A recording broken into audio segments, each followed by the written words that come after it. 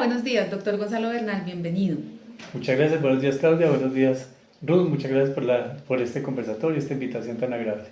Listo, doc, entonces lo ponemos en contexto. Nosotros estamos haciendo una maestría en docencia en conjunto con mis compañeras Ruth Quimbayo, Carla Molina y Juliana Marulanda, y estamos trabajando todo el tema del liderazgo. Esta semana estamos en un tema especial que es Identifiquemos Líderes. Entonces quisimos invitarlo a usted. ¿Por qué? Porque lo conocemos desde hace mucho tiempo. Sabemos la trayectoria que tiene como docente en la Fundación Universitaria Juan N. Corpas, siempre llevando grupos muy grandes de estudiantes y adicional a eso toda la experiencia en la parte asistencial coordinando un servicio de urgencias, el servicio de urgencias de aquí de la propia clínica de la universidad, que es la clínica Corpas. Entonces queremos hablar, pues en base a la experiencia que he tenido todos estos años, acerca del tema del liderazgo. Claro que sí, con mucho gusto, pues en lo que les pueda ayudar y servir con mucho gusto de la experiencia. Cuéntenme. Entonces, doctor, el tema de la clínica es un tema importante. Se manejaron grupos grandes de estudiantes en la parte asistencial.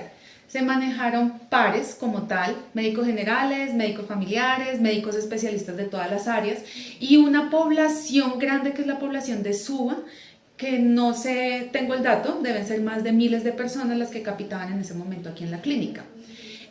Queremos saber, en base a su experiencia, cómo hizo, o sea, cómo hace una persona para manejar tanta gente de tantas áreas y para manejar sobre todo un público en el tema de salud que es tan importante. Bueno, pregunta bien compleja, pero trataré de resumirla porque cuando se asumió el servicio de urgencias, pues nuestra institución tenía únicamente 500 consultas al mes, ¿no? Y llegamos a las 15.000 al mes. Entonces tuvo que haber una gran trayectoria. Entonces, en cuanto a tu pregunta, pues, ¿qué te puedo contar? Uno, pues, me ofrecieron el cargo, pero entonces lo que sentía yo era una gran emoción, una gran pasión, ¿cierto? Por hacer las cosas. Creo que es la parte importante es eso, sentir que uno quiere lo que está haciendo, ¿no? Entonces ya cuando uno quiere lo que está haciendo, pues se le mete ahí al trabajo de múltiples maneras. Entonces, cuando recibimos el servicio de urgencias, pues uno lo primero que ve es que el servicio de urgencias es cambiante. Entonces uno dice, oiga, uno tiene que cambiar y el servicio cambia. Los estudiantes cambian, no son los mismos. Cada semestre, cada día van cambiando. Entonces uno tiene que amoldarse a todo. Entonces creo que una persona que va a liderar algo tiene que saber cambiar. Entonces un día le llega una cosa, otra, y uno tiene que amoldarse muy rápidamente a ese cambio. Para esos cambios pues tiene que utilizar la tecnología, que es otra parte importante. Obviamente tiene que utilizar la ética también para esas cosas. Entonces cuando hacemos servicio de urgencias, pues con esa emoción que le estoy contando y con esos cambios, teníamos que hacer cosas que nos mandaba la ley. O sea, eso, ahí ya como que el liderazgo ya viene de afuera y se nos impone. Pero entonces, ¿cómo hace uno para transmitirle eso a todo el mundo, al estudiante y al personal que trabaja uno? Pues hay que hacerlo más sencillo. Entonces lo que hacía uno era mirar qué pide la ley y no a ellos imponerle la ley, sino mirar qué hacían y hacer que hicieran las cosas sin que se dieran cuenta y se sintieran muy felices. Uno tiene que hacer que la persona que está con uno se sienta muy feliz, se sienta muy atraída por lo que hace. Esto no puede ser jerárquico de que uno manda y los demás siguen. Yo creo que tiene que ser todo el mundo apoya, todo el mundo ayuda y no es uno más y otro el otro. ¿Listo? Entonces, ¿cómo se armó? Pues empezamos tomando mis compañeros de medicina familiar, entendieron la idea, empezaron a apoyar, cada uno era contento porque es que todos trabajábamos por el mismo bien común, y el bien común era la universidad y nuestro bienestar propio, ¿cierto? Entonces, en esa época, pues a medida que crecía el servicio, por ejemplo, los médicos generales querían ser especialistas, y entonces uno decía, bueno, quieren ser especialistas, venga, trabajen para mí o para la institución, y yo les ayudo a que se formen como médico especialista. Entonces hacíamos clases, hacíamos actividades, y nos fue también que de cada 10 médicos generales que llegaban, 8 entraban a residencia en 6 meses. Entonces eso hacía que la gente estuviera muy contenta, muy feliz, entregada a su trabajo, y entonces todo se producía, todos participaban, colocaban ideas, seguían con la parte legal, y de esa manera pues se fue creciendo. En la parte académica pues con el estudiante era lo mismo, le decíamos, mire, usted necesita aprender esto, nuestro servicio le ofrece esto. Entonces cuando llegaban urgencias, la consulta, uno iba con el estudiante y él se emocionaba de que uno lo acompañara, interrogaba al paciente, lo reanimaba. Esa compenetración hacía que el estudiante se sintiera más feliz, que estudiara, que hiciera. y saliera pues adelante. Entonces ahí es lo que yo digo que es un liderazgo como espontáneo. Yo nunca era líder, sino que es que me gustaba hacer eso. Y esa emoción se transmite a todo el mundo. Y cuando la ven, pues todo el mundo como que se le pega y dice, oiga, esto está muy bueno, estoy construyendo como persona y estamos construyendo una institución. No sé si con esto más o menos quede claro Sí, la idea claro, y principal. además hay una cosa ahí que me llama mucho la atención y es esa idea de líder que uno tiene que es de dar órdenes, mandar y que otra persona reciba órdenes y elabora o hace lo que la otra persona le está indicando. Entonces se nos viene una palabra aquí importante o ¿cómo se dice? Una frase que llamamos líder inspirador. Y sí me gustaría de pronto que usted nos dijera qué entiende con líder inspirador, aunque creo que esa pregunta ya la contestamos en la parte anterior, pero ¿usted qué entiende como líder inspirador? Bueno, yo que todo siempre, sin saberlo, inspiramos a alguien. Alguien siempre nos está observando y está tomando algo bueno de nosotros o lo malo para no hacerlo. Uno siempre, siempre inspira a algo, ¿cierto? Entonces la inspiración puede ser buena o puede ser mala. Entonces lo que tú dices, hay líderes, es que los liderazgos no solamente son positivos, también pueden ser negativos.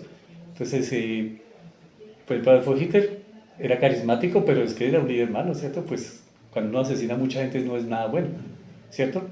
Pero tenemos a Nelson Mandela, el Papa, de pronto son líderes que espiritualmente son buenos para alguna población, para otras de pronto no.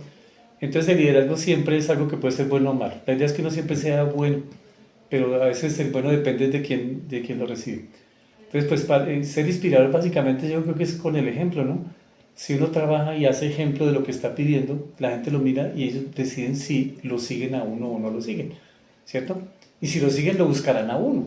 Y uno por ellos hace un equipo, que es lo que trata de hacer uno cuando dirige algo. No, no es que yo mande y estoy aquí, porque eso pasa, ¿no? Ustedes ven ahorita a Chávez o a Maduro, mandan y toca hacerlo, pero mucha gente está inconforme, entonces toca hacer algo que la gente misma lo busque a uno y sea feliz con lo que hace. Esa sería como la inspiración que yo creo que si te entendí la pregunta. Sí, y en eso está el hecho de transmitir confianza, ¿no? Uno dice, tengo un equipo de trabajo y es importante transmitir confianza al equipo de trabajo. ¿Usted cómo ve eso? Muchísimo, muchísimo. Yo me acuerdo cuando terminé mi especialidad en medicina familiar y me tocó, pues yo trabajaba en Guatavita y bueno, en esa época tocaba hacer cesáreas y cirugías y todo. Y me acuerdo que eso era uno solo, una enfermera jefe y no había nadie más. Pero entonces cuando se complicaba, uno no podía sentirse mal ni nada, sino uno muy tranquilo, porque si uno se desespera, todo el mundo se desespera y nos va mal, ¿cierto? Entonces siempre uno tiene que ser tranquilo y mostrar confianza. En esta parte de nosotros, ¿cómo se mostraba confianza? En esa época pues había muchas leyes y que las leyes y que la ley 100 y que toca aplicarla y que la plata y las demandas, que el paseo millonario, todo el médico estaba estresado. Entonces uno tiene que decir, no, mire, es esto, no se angustien, vamos a hacer esto, si usted hace esto nos va a ir bien, ¿cierto? Entonces para esa época era eso. Hoy en día, por ejemplo, ¿cuál puede ser algo que no genere confianza? La tecnología, entonces la inteligencia artificial. Yo creo que si les pregunto a ustedes, a Ruth, a Clau, ¿qué piensan de la inteligencia artificial? Yo creo que lo primero que piensan es, uy, Dios mío, me van a reemplazar por una máquina, Sí, ¿cierto? Y todos cierto. pensamos eso, hasta yo pensaba eso. Pero dicen, no, no, pero venga, yo no puedo estar en el mismo caos que todo el mundo nos van a reemplazar porque acabo con mi equipo. Yo tengo que dar confianza que dice así, no, venga, venga, ¿sabe qué? Mire, para qué nos sirve la inteligencia artificial. Vamos a mejorar para su consulta. Cuando tenga duda, usted va a preguntar aquí, va a mirar y va a tratar mejor a su paciente. Y eso no lo puede hacer una máquina. Entonces, el dar confianza es sumamente importante porque donde no hay confianza no hay lealtad. Y donde no hay lealtad no hay nada, ni ética. Sí, tiene toda la razón, ¿no? Con esa pregunta que nos hacía. O sea, uno piensa en inteligencia artificial y piensa, uy, tengo que hacer algo porque me van a reemplazar. Entonces ¿Cierto? Sí, hay que buscar como, eso es una oportunidad de mejora. O sea, tengo que mirar qué puedo tal hacer cual. con eso. En la literatura hablamos de muchos tipos de liderazgo. ¿Sí? Hay liderazgo autocrático, hay liderazgo transaccional, hay liderazgo transformacional, bueno, una cantidad de términos de lo que hablamos, pero nosotros estamos en un ámbito específico que es la medicina. Ya sea asistencial o docencia, no importa. ¿Usted qué tipo de liderazgo considera que nosotros manejamos en el área de la medicina? ¿O sería el más eficiente para el área de la medicina? Bueno, el liderazgo no puede ser único, ¿cierto? O sea, el liderazgo que es autocrático de cierta manera porque toca, yo le puse a un estudiante haga lo que quiera y construya, en un paciente y haga daño. No, ahí toca dirigirlo, decirle, mire, las normas son estas, ¿cierto? Entonces ahí toca dirigirlo por algo que ya está escrito porque hace menos daño y está comprobado, ¿sí? Ese es un tipo de liderazgo, por ejemplo, con estudiantes. Cuando hacen cirugía no pueden soltar al residente a que opere a alguien así sin saber la técnica, los paso a paso, porque puede hacer más daño, ¿cierto? Ese es un tipo de liderazgo que se puede aplicar en medicina, ¿cierto? Pero hay uno, como digo yo, espontáneo. Venga, armemos entre todos una parte administrativa o estudiemos todos este tema. Venga, llega un paciente con un cuadro difícil, sentémonos todos y aportemos entre todos, ¿cierto? Entonces ahí sale un líder espontáneo, pero entre todos van solucionando problemas, ¿cierto? Hay más tipos de liderazgo, pero entonces yo creo que es un conjunto de muchos tipos de liderazgo para resolver situaciones. Entonces vuelvo a la pregunta uno. Miren que en urgencias todo va cambiando, ¿no? Entonces un día me llegan 5 pacientes nomás, pero al día siguiente hubo un accidente y me llegan 20. Hubo un terremoto, alguna cosa, me va a llegar 100. Entonces uno tiene que amoldarse a cada situación. Y eso es día a día que va cambiando.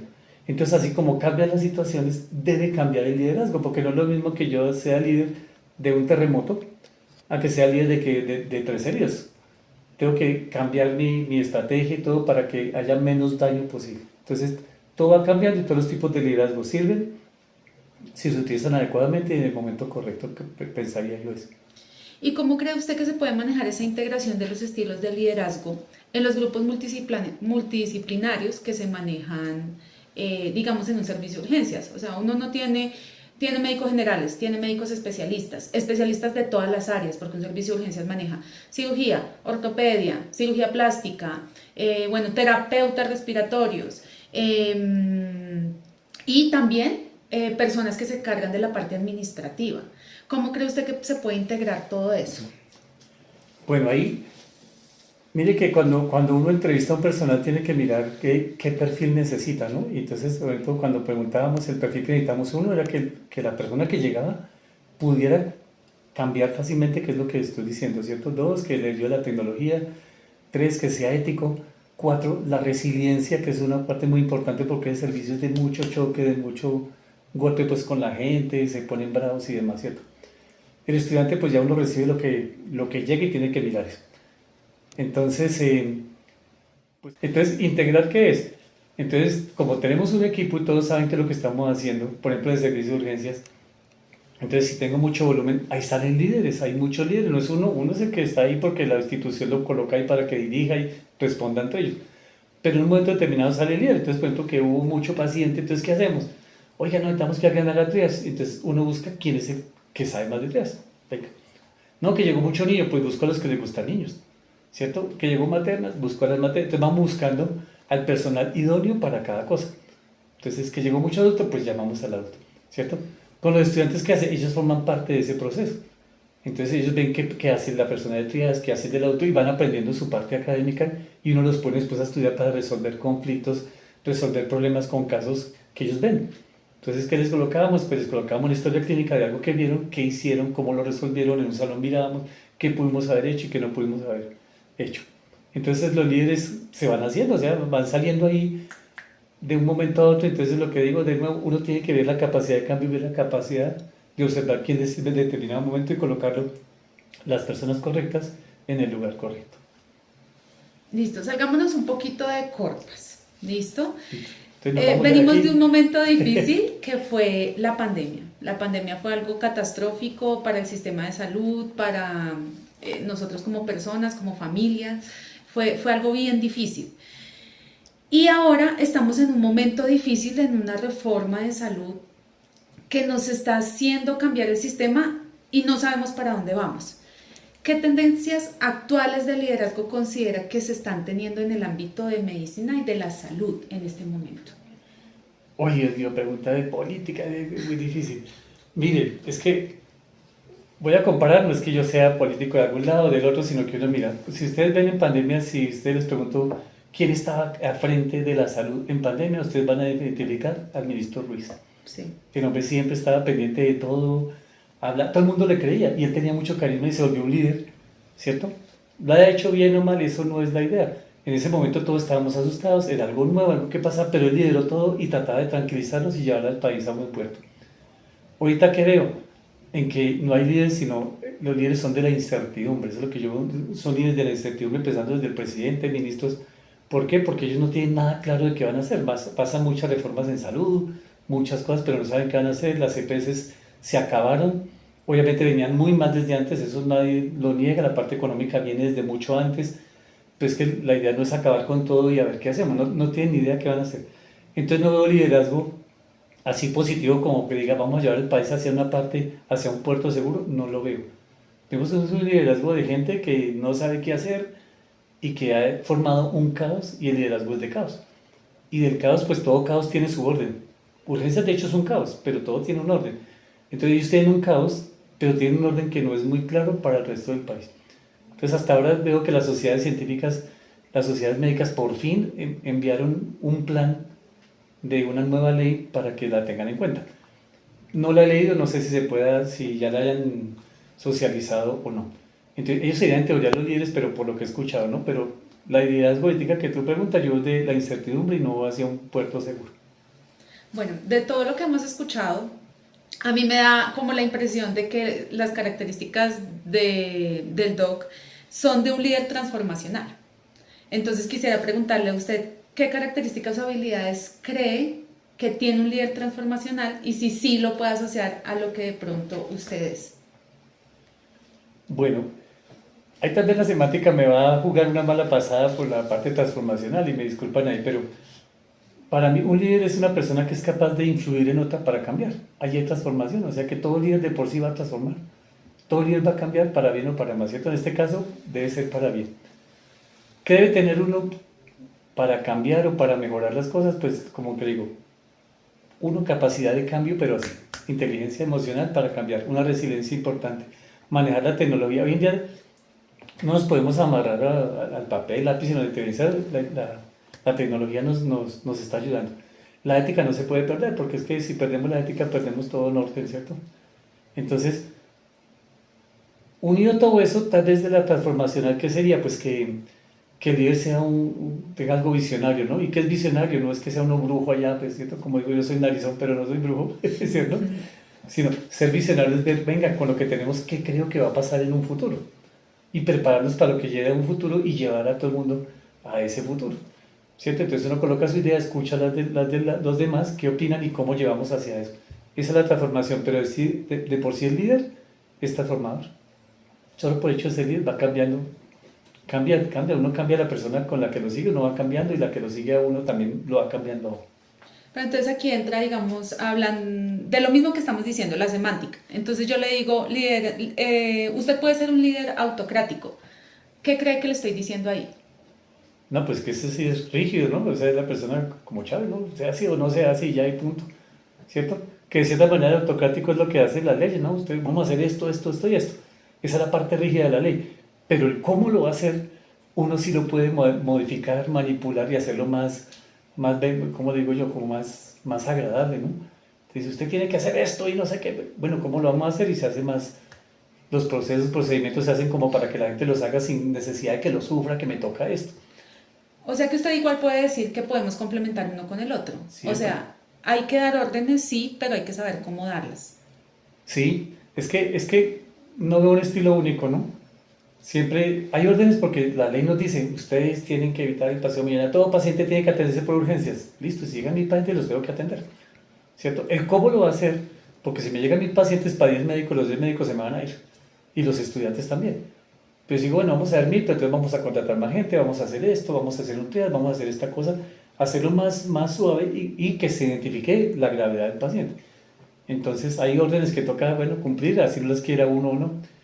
Pero cómo desarrollarla, entonces ya vienen los otros tipos de líderes, entonces ser, por ejemplo, espontáneo, como le decía, ser carismático, ¿cierto? Hay otros políticos que les gusta conversar y hacer, y no importa si hacen mal, bueno, ahí toca utilizar los diferentes tipos de liderazgo para resolver el mismo problema.